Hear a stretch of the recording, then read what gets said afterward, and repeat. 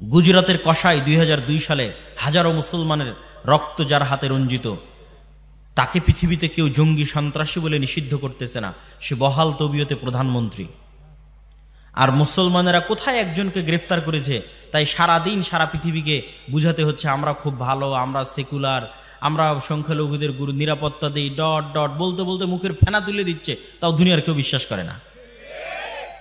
কেননা তারা বেশি সেকুলার, মুসলমানেরা বেশি সেকুলার। তাদের এক গালে যদি আপনি মারেন, তাহলে এরা আর এক গাল পাতি দিয়ে বলবে ভাই এই গালটা তো মেরে নাও। কিন্তু আপনি যান ইসরায়েলে, ইসরায়েল গত 24 ঘন্টায় সিরিয়ার 500টা অস্ত্রাগার গবেষণাগারে হামলা করেছে। ইসরায়েল কাউকে জিজ্ঞেস করেছে যে আমি হামলা করতেছি সিরিয়াতে, আমাকে অনুমতি দাও? আমেরিকাকে জিজ্ঞেস করেনি। ড্যাম কেয়ার, পরোয়া করে না। সে কট্টর, তার নিজের দিনের উপর কট্টর, অ্যাগ্রেসিভ, উগ্র। যে 500টা জায়গায় বোমা হামলা করতে পৃথিবীর কোনো দেশকে জিজ্ঞাসা করার প্রয়োজন মনে করে না, হেজিটেশন ফিল করে না, দ্বিধা ফিল করে না। ওই ইহুদি জাতিকে আমি কাছ থেকে দেখে আসছি, যে 500টা জায়গায় আক্রমণ করতে দ্বিধা ফিল করে না, ও দাড়ি রাখতে দ্বিধা ফিল করবে? ওরা ওদের দিনের উপর এরকম কট্টর, ড্যাম কেয়ার। ওরা দাড়ি রাখার সময় পরোয়া করে না কে জঙ্গি বলবে, কে সন্ত্রাসী বলবে। কিন্তু আপনি আপনার সমাজ, আপনার আশপাশ পাড়া প্রতিবেশী দাড়ি রাখতে যান, হাজারবার চিন্তা করবেন আমাকে কি করবে, আমাকে ফাঁসিয়ে দিবে, মামলা দিবে, এই সেই ডট ডট, অনেক কিছু। এটাকে বলা হয় কলোনিয়াল মাইন্ড সেট আপ। ঔপনিবেশিক দাসত্ব এবং গোলামির একটা ধারা আমরা আমাদের রক্তের মধ্যে বহন করতেছি, আমাদের ব্লাডের মধ্যে। আমরা মানসিকভাবে এখনো স্বাধীন হতে পারিনি। এই জন্য আমাদের অজান্তে যে আমার সামনে ভালো ইংরেজি বলে সে একজন স্মার্ট, যে ইংরেজি জানে না সে স্মার্ট নয়। আমাদের অজান্তে যে প্যান্ট শার্ট পরে সে স্মার্ট, যে পাঞ্জাবি দাড়ি টুপি পরে সে স্মার্ট নয়। কিন্তু আপনি ইংল্যান্ড থেকে বের হয়ে স্পেন যান, ইতালি যান, ফ্রান্স যান, বিমানবন্দরে পর্যন্ত ইংরেজি নাই। বিমানবন্দরে পর্যন্ত ইংরেজি নাই। মানে কেন?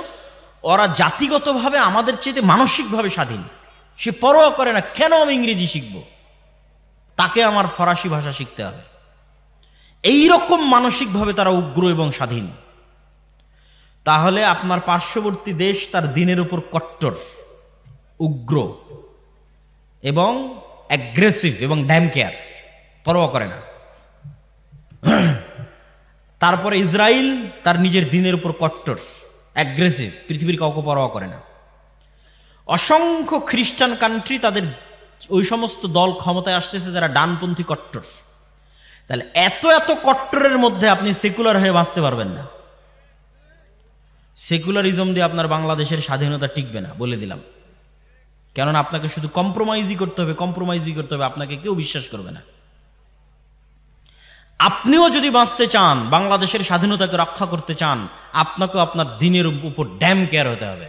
আমি আল্লাহর নবীর সুন্নাতের অনুসরণ করি, কোরআন এবং হাদিসের আইন বাংলাদেশে বাস্তবায়ন করি, কার কি করার আছে করে নাও।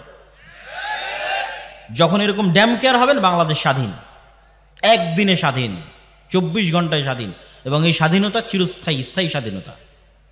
আপনাকে তেলাতে হবে না, তেল দিতে হবে না, কম্প্রোমাইজ করতে হবে না, বুঝাতে হবে না, প্রেস ব্রিফিং করতে হবে না, একদিনে স্বাধীন হয়ে যাবে। এবং আপনারাও যদি আপনাদের ব্যক্তি জীবনে প্র্যাকটিস করেন, ইহুদিদের দেখে শিখেন, তারা অভিশপ্ত। আল্লাহ সুবহানাহু ওয়া তাআলা বলেছেন তারা অভিশপ্ত। কোরআন মাজিদে আল্লাহ বলেছেন গায়রিল মাগদুবি আলাইহিম ওয়ালাদ-দালিন, এই ইহুদিরা অভিশপ্ত। কিন্তু আপনি ভয়ঙ্করভাবে আশ্চর্য হবেন, তারা একটা অভিশপ্ত জাতি হওয়ার পরেও সারা পৃথিবীর মানুষকে ইহুদিরা শিখালো ছেলে হোক মেয়ে হোক দুটি সন্তানই যথেষ্ট। আপনি আমাকে একটা ইহুদি ফ্যামিলি বের করে দিবেন যার একটাই সন্তান অথবা দুটোই সন্তান। প্রত্যেকটা ইহুদি ফ্যামিলির 4টা, 5টা, 6টা, 7টা করে সন্তান। এই জন্য ছোট যে কারগুলো আছে, এই কারগুলো তারা ইউজ করে না। তাদের জন্য বড় হাইস গাড়ি, নহা, যেটাতে 7-8টা সিট আছে, সেই গাড়ি লাগবে। কেননা ফুল ফ্যামিলি যেতে হলে ওই ছোট কারে তো হবে না। এই জন্য বড় গাড়ি বেশি ইউজ করে। সারা পৃথিবীতে ইহুদিরা এই সুদি কারবার প্রচলন করে রেখেছে। কোনো ইহুদির সাথে সুদি লেনদেন করে না, অথচ সারা পৃথিবীর সুদি কারবারের কন্ট্রোল তাদের হাতে। কিন্তু ওরা নিজেরা কখনো সুদি কারবার লেনদেন করে না। সারা পৃথিবীতে LGBTQ সমকামিতার মতো ভয়ঙ্কর অপরাধ গুনাহ শিখানোর জন্য কোটি কোটি টাকা তারা ব্যয় করতেছে, কিন্তু প্রত্যেকটা ইহুদি স্কুলে LGBTQ নিষিদ্ধ, এবং সেটা পরোয়া করে না যে এটা আমি নিষিদ্ধ করে রেখেছি তো কে আমাকে কি বলবে, এটা পরোয়া করে না। সম্মানিত উপস্থিতি, এই জন্য ওদের কাছে অনেক কিছু আপনার শিখার আছে যে নিজের দিনের উপর কি পরিমাণ কট্টর হতে হয়। আপনি বাংলাদেশ থেকে বের হয়ে আর একটা খ্রিস্টানের সাথে ঘুরলে আপনি চুল পরিমাণ ধাক্কা খাবেন না। আপনি দেখবেন যে ওই খ্রিস্টান 6 দিন 5 দিন কাজ করে যা টাকা ইনকাম করছে গার্লফ্রেন্ডের পিছনে, পাবে বারে, পাবে জুয়ায়, বারে মদে, উইকেন্ডে সাপ্তাহিক ছুটিতে শেষ করে দিচ্ছে। ফলত আপনার কাছে মনে হবে এটাই দুনিয়া। কিন্তু যখন আপনি একটা ইহুদির কাছে যাবেন, ইহুদির সাথে উঠা বসা করবেন, আপনি আশ্চর্য হবেন।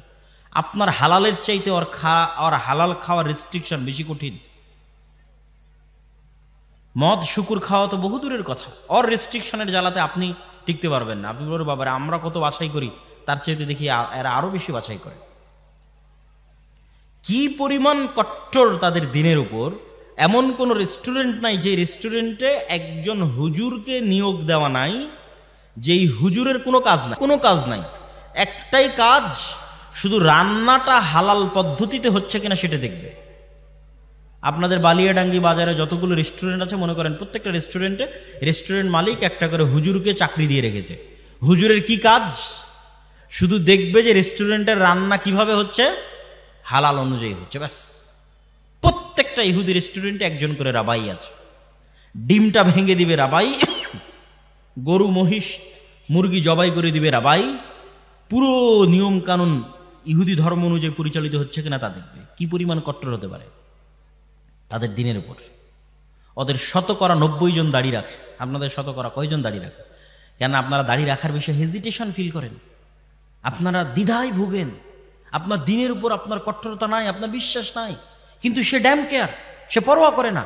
আপনার পার্শ্ববর্তী দেশ হিন্দু, সে পরোয়া করে না, তার কপালে সিঁদুর দিবে, হাতে বালা দিবে, আরেকজন মুসলমানকে জোর করে বলাবে যে বল জয় শ্রীরাম, পরোয়া করে না, ড্যাম কেয়ার। কিন্তু আপনি কেন ভীতু কাপুরুষ? কেন আপনি হেজিটেশন ফিল করেন আপনার দিনের উপর? আপনি যতদিন হেজিটেশন ফিল করবেন গোলাম থাকবেন। কট্টর হন যে আমার দিনের জন্য আমি জীবন দিয়ে দেবো, যা করার করো।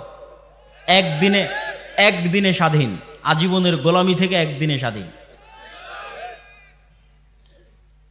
এটা গেল 1 নাম্বার, যে আমাদেরকে আমাদের দিনের উপর, আমাদের আল্লাহর নবীর সুন্নাতের উপর, আল্লাহ সুবহানাহু ওয়া তাআলার বিধানের উপর উইদাউট এনি কম্প্রোমাইজ কট্টর হতে হবে।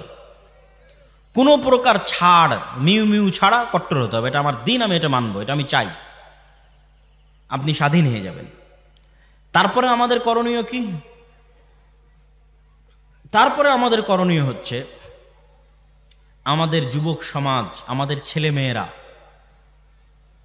তাদের যুবক সমাজ এবং তাদের ছেলে মেয়েদের চেয়ে পিছিয়ে আছে নেশা, মাদকতা, ডিভাইস আসক্তি, mobile, TikTok, Facebook, reels, video game, free fire, PUBG, মদ, জুয়া, বিড়ি, সিগারেট, গাঞ্জা।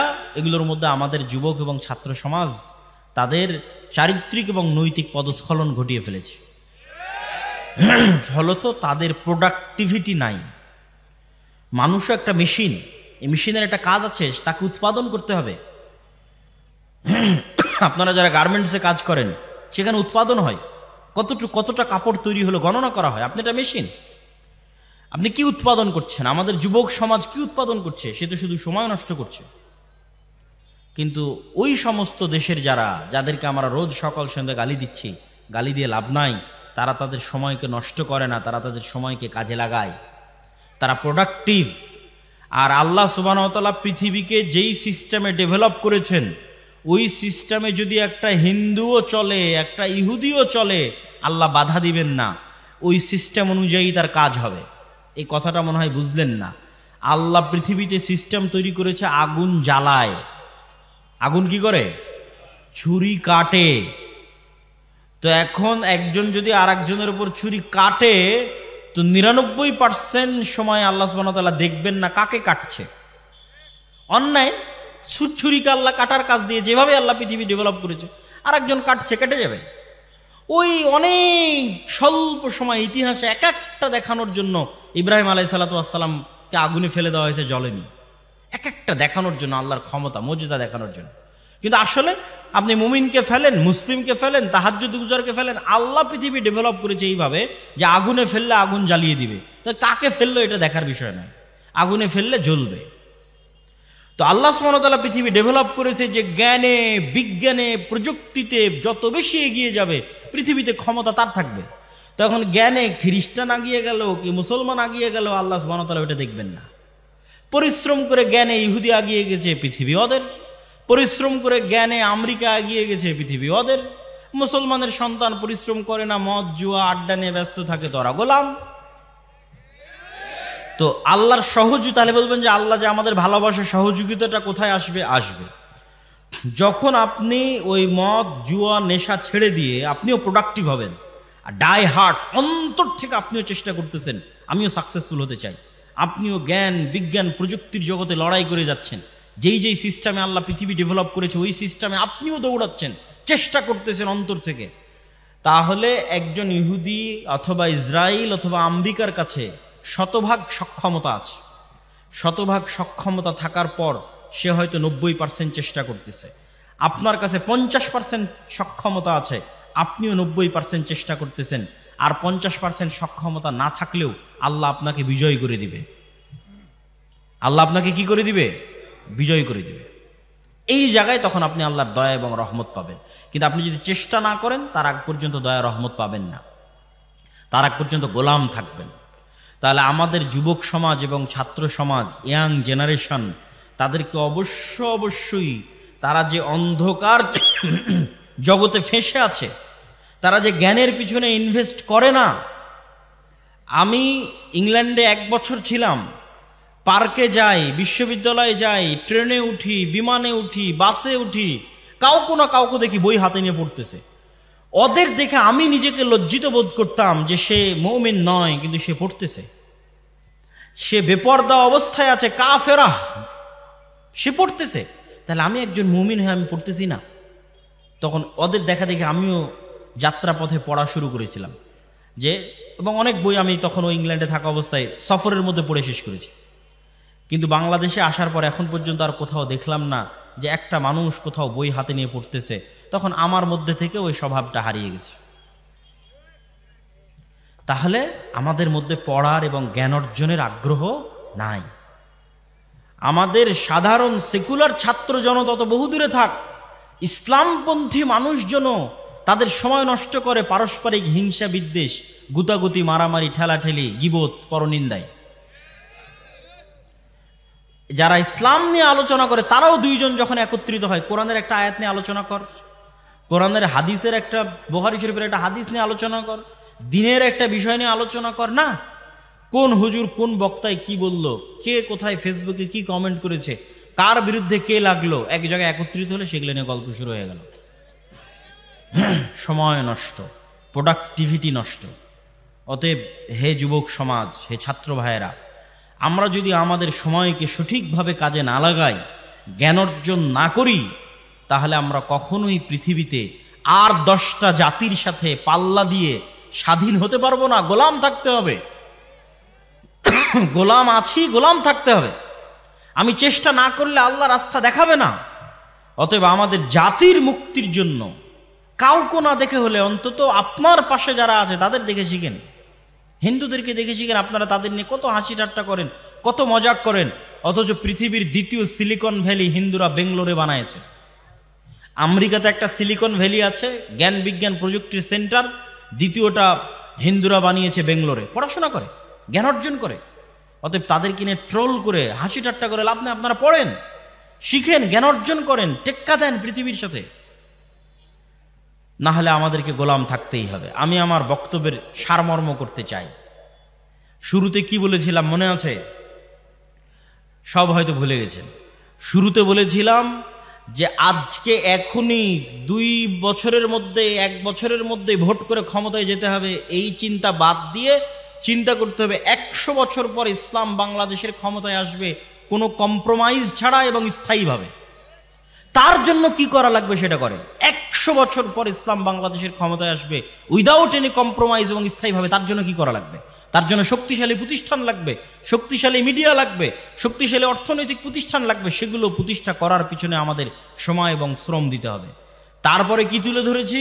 তারপরে আপনাদের সামনে তুলে ধরেছি যে আমাদের ব্যক্তিগত সামাজিক জীবনে ন্যায়পরায়ণতা যদি না থাকে, আমরা কখনোই আল্লাহর দয়ায় ক্ষমতায় যেতে পারবো না।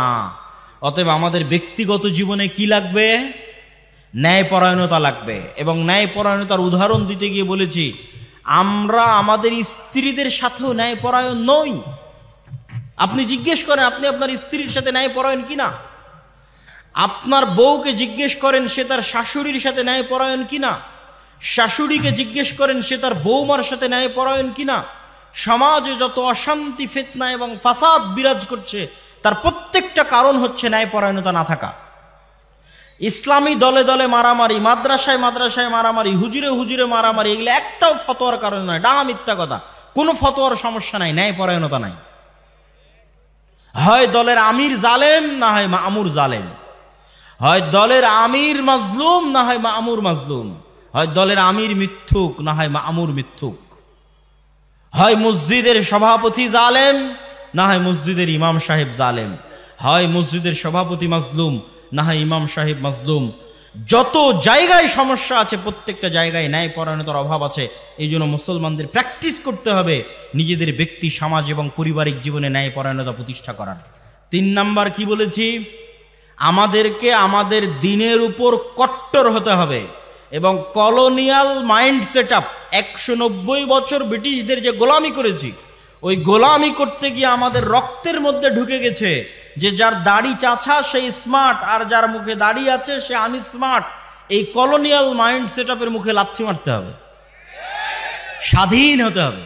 যেটা আল্লাহর নবী সেটা স্মার্ট, যেটা আল্লাহর নবীর নয় সেটা স্মার্ট নয়। এটা যেদিন শক্তভাবে বিশ্বাস করে নেবেন উইথ কনফিডেন্ট এবং উইদাউট এনি কম্প্রোমাইজ, শক্ত আত্মবিশ্বাসের সাথে, সেদিন আপনি স্বাধীন হয়ে গেছেন।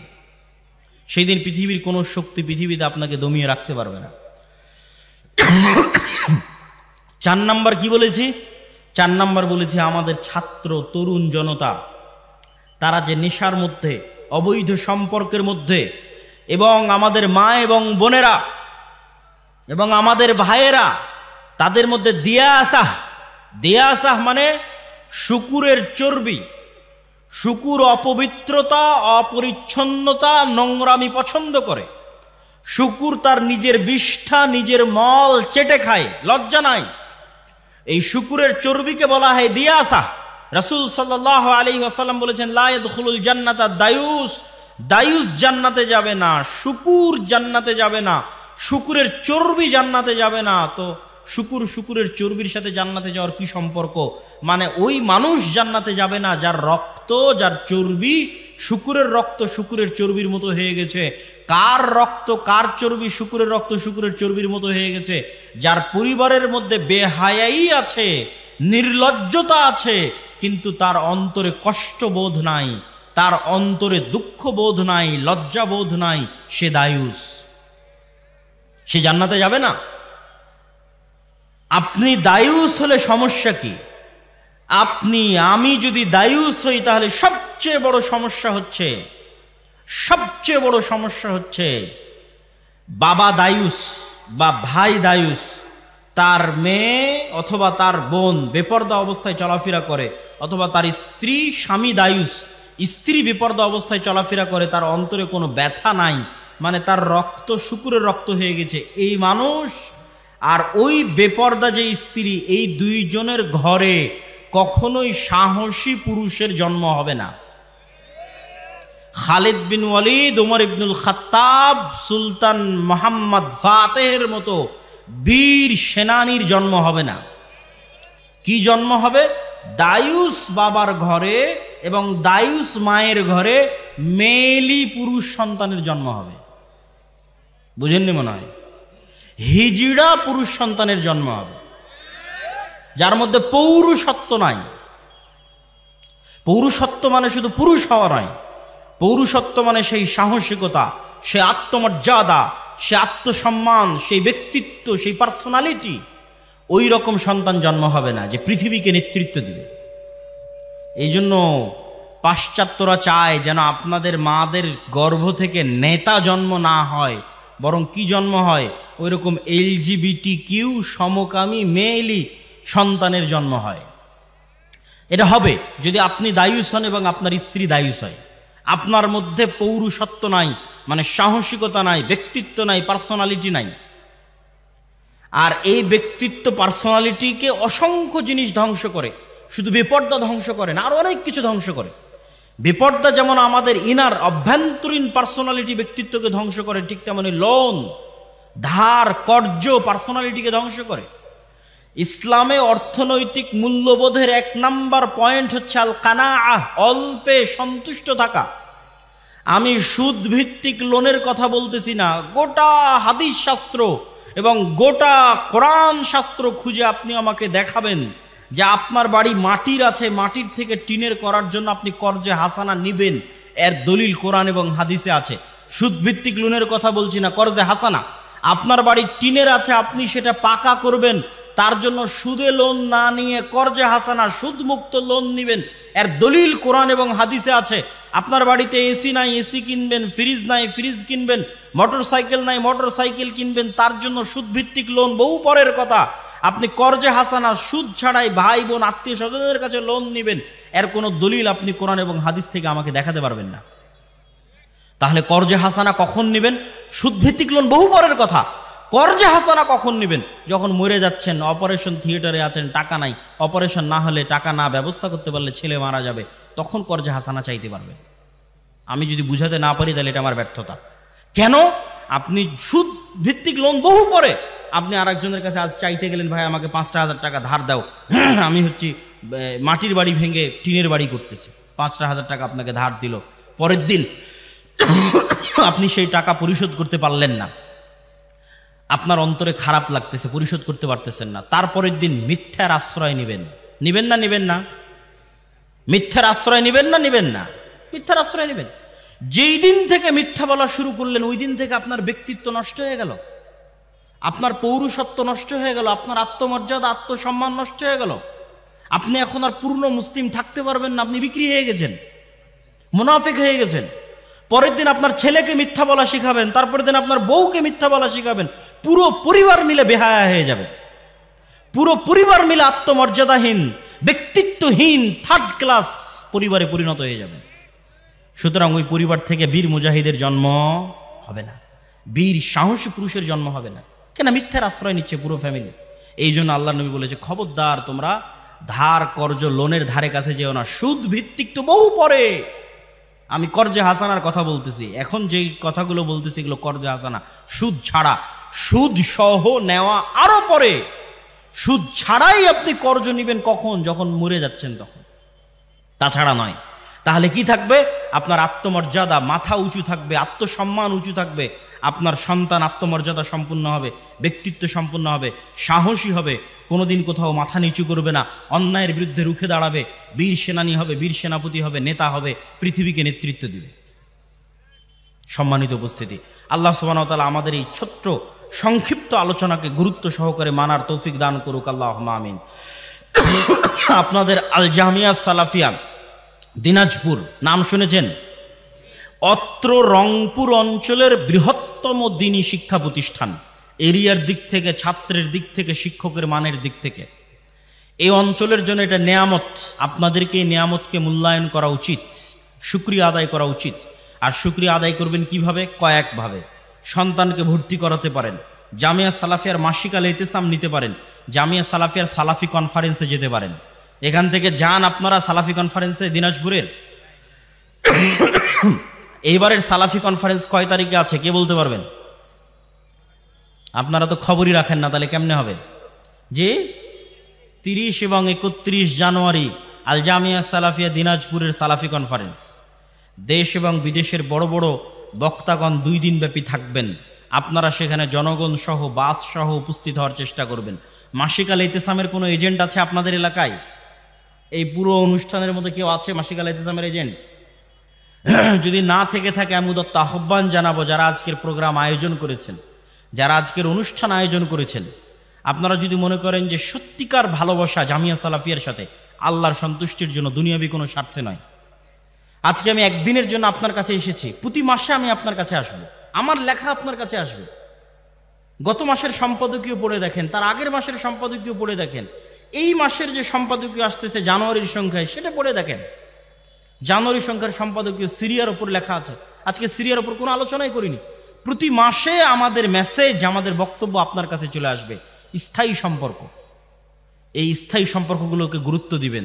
দাওয়া ইলাল্লাহর মক্তব পরিচালিত হচ্ছে, 400টার মতো মক্তবের মধ্যে জাতীয় মক্তব প্রতিযোগিতা আয়োজন হয়েছে। এই সকল মক্তবের শিক্ষকদের যাতায়াত খরচ দিয়ে জামিয়া সালাফিয়া ডাঙ্গিপাড়াতে আমরা প্রশিক্ষণ দিয়েছি, সিলেবাস দিয়েছি। তাহলে এই মক্তবগুলোর মতো যদি আপনারা আপনাদের মক্তব পরিচালিত না করেন, এত সুযোগ সুবিধা দেওয়ার পরও, তাহলে দায়ী আমরা না, আপনারা। আপনার ইমাম আমার জামিয়া সালাফিয়া থেকে ট্রেনিং দিবে, এর জন্য টাকা লাগবে না, আমি যাতায়াত খরচ দিব। ওখানে থাকা থেকে খেয়ে ট্রেনিং নিবে, তার থাকা খাওয়া খরচ আমি দিব। কেন আপনারা আপনাদের মক্তবের ইমামদের পাঠাচ্ছেন না? যারা জালসার আয়োজন করেছেন, তারা যাদের সাথে যোগাযোগ করছেন আমাদের অফিসে, তাদের সাথে যোগাযোগ করে অবশ্যই জরুরি ভিত্তিতে আপনাদের আশেপাশের মক্তবের শিক্ষকদের রাজশাহীতে ট্রেনিংয়ে পাঠান। দেখবেন ট্রেনিং নিয়ে আসার পরে গ্রাম পরিবর্তন হয়ে গেছে, গ্রামের ছোট ছোট বাচ্চাদের দিন শিক্ষা পরিবর্তন হয়ে গেছে। আমরা যদি ওই ছোট বাচ্চাদের অন্তরে দিনের জ্ঞান না দিতে পারি, তাহলে এই একদিনের 1 ঘন্টার বক্তব্যে আমি আপনাকে পূর্ণ দিন শিখাতে পারবো না। কোথায় আজ বছরে 3-4-5 বছরে এখানে একবার আসলাম, কিন্তু আমি অল টাইম আপনার গ্রামে থাকবো। আমার সিলেবাস অনুযায়ী আপনার মক্তবটা চালান। আপনার শিক্ষককে আমাদের জামিয়া সালাফিয়া থেকে ট্রেনিং দিয়ে নিয়ে আসেন, তাহলে আমি আব্দুল্লাহ 24 ঘন্টা আপনার গ্রামে আছি, আপনার ছেলেদের সাথে আছে, আপনার সন্তানদের সাথে আছে। মাসিকাল ইতিসামের এজেন্ট হন, আমরা প্রতি মাসে আপনাদের কাছে চলে আসতেছি। সম্মানিত উপস্থিতি, জামিয়া সালাফিয়ার সার্বিক কাজের জন্য আপনারা আল্লাহ সুবহানাহু ওয়া তাআলার নিকটে দোয়া করবেন, আল্লাহ সুবহানাহু ওয়া তাআলা যেন কবুল করে, আল্লাহুম্মা আমিন। জামিয়া সালাফিয়া ডাঙ্গিপাড়া পাবা রাজশাহী, জামিয়া সালাফিয়া রূপগঞ্জ নারায়ণগঞ্জ, জামিয়া সালাফিয়া তেঘরা বিরল দিনাজপুর, জামিয়া সালাফিয়া বরিশাল, এই প্রত্যেক প্রতিষ্ঠানগুলো মিলে প্রায় 5000 ছাত্রছাত্রী, 250 থেকে 300 শিক্ষক শিক্ষিকা কর্মকর্তা কর্মচারী, মাসিকাল ইতিসাম, মাক্তাবাতুস সালাফ, আদ-দাওয়া ইলাল্লাহ, এগুলো সব মিলিয়ে যে বৃহৎ কার্যক্রম চলতেছে। রূপগঞ্জ নারায়ণগঞ্জে 10,000 মুসল্লি সালাত আদায় করতে পারবে। এই মসজিদ নির্মাণ চলতেছে, যার বেসমেন্ট ঢালাই কিছুদিন আগে হলো। আর আপনাদের তেঘরা বিরল দিনাজপুরেও মসজিদের কার্যক্রম শুরু হয়ে গেছে, মাঝে মধ্যে গিয়ে দেখে আসবেন, আল্লাহর সন্তুষ্টির জন্য দান করে আসবেন। আপনাদের প্রতিষ্ঠান, আপনাদের এলাকার প্রতিষ্ঠান এবং আপনাদের শ্রদ্ধেয় শায়েখ আব্দুর রাজ্জাক বিন ইউসুফের জন্য দোয়া করবেন। আল্লাহ সুবহানাহু ওয়া তাআলা তার হায়াতে তাইয়্যিবা দান করুক, আল্লাহুম্মা আমিন। এই বলে আমি আমার বক্তব্য এখানেই শেষ করছি। অনেক দূরের পথ আমাদের আগাতে হবে।